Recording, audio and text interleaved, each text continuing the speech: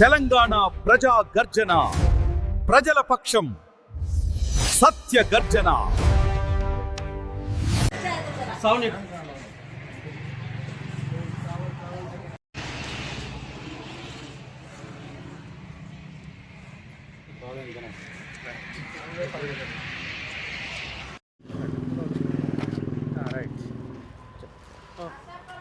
నా పేరు ఆకాష్ నాయక్, అఖిల భారత విద్యార్థి సమైక్య రంగారెడ్డి జిల్లా సహాయ కార్యదర్శిగా పనిచేస్తున్నాను.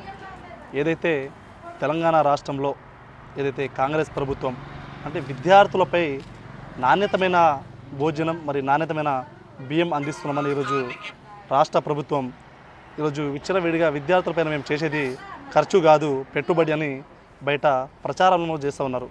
అంటే మేము ఈరోజు షాద్నగర్ నియోజకవర్గంలో ప్రతి హాస్టల్లో ఈరోజు బియ్యం సందర్శించినాం. అంటే విద్యార్థులకు ప్రభుత్వం నుంచి ఎటువంటి భోజనం వస్తుంది, మరి ఎటువంటి నాణ్యతమైన బియ్యం వస్తుందా అని ఈరోజు అట్లనే మెను ప్రకారంగా విద్యార్థులకు భోజనం అందిస్తున్నారా, మరి అక్కడ ఫెసిలిటీస్ ఎట్లా ఉన్నాయని ఈరోజు మేము సందర్శించడానికి వెళ్తే ఈరోజు ఇక్కడ ఉన్నటువంటి షాద్నగర్లో ఉన్నటువంటి బాలుర గిరిజన కళాశాల వసతి గృహంలో ఈరోజు మేము బియ్యం సందర్శించడం జరిగింది.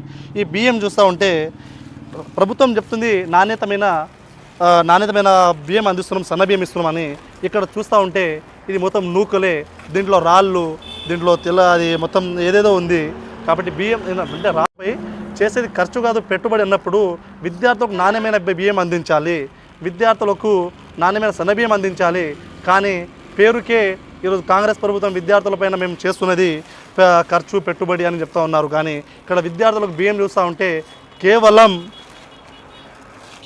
ఇది రాళ్ళు, తర్వాత ఇది నూకలు ఇవే ఉన్నాయి. కాబట్టి ఇప్పుడైనా కొంచెం విద్యార్థులపైన కరుణించి కావాలని ఏదో ఇష్టానుసారంగా విద్యార్థులు ఏమైనా అది చేస్తున్నామని చెప్పకుండా విద్యార్థులకు నాణ్యమైన భోజనం, విద్యార్థులకు నాణ్యమైన బియ్యం, సన్న బియ్యం అందిస్తున్నామని చెప్పడమే కాకుండా అది అందించి చూపెట్టాలి. కాబట్టి మేము రాష్ట్ర ప్రభుత్వాన్ని ఒకటే డిమాండ్ చేస్తూ ఉన్నాము, విద్యార్థులకు నాణ్యమైన భోజనం బియ్యం అందించాలి.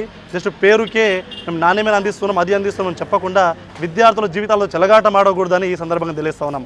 ఇంకోటి ఏంటంటే ఈ అన్ని సమస్యలు రావడానికి ముఖ్యమైన కారణం ఏంటంటే ఈ యొక్క రాష్ట్రంలో విద్యాశాఖ మంత్రి లేకపోవడం చాలా సిగ్గుచేటు. దాదాపుగా 2 సంవత్సరాలు అయిపోయినచో కూడా ఈ యొక్క రాష్ట్రంలో విద్యాశాఖ మంత్రి నియమించకపోవడం సిగ్గుచేటైన విషయం.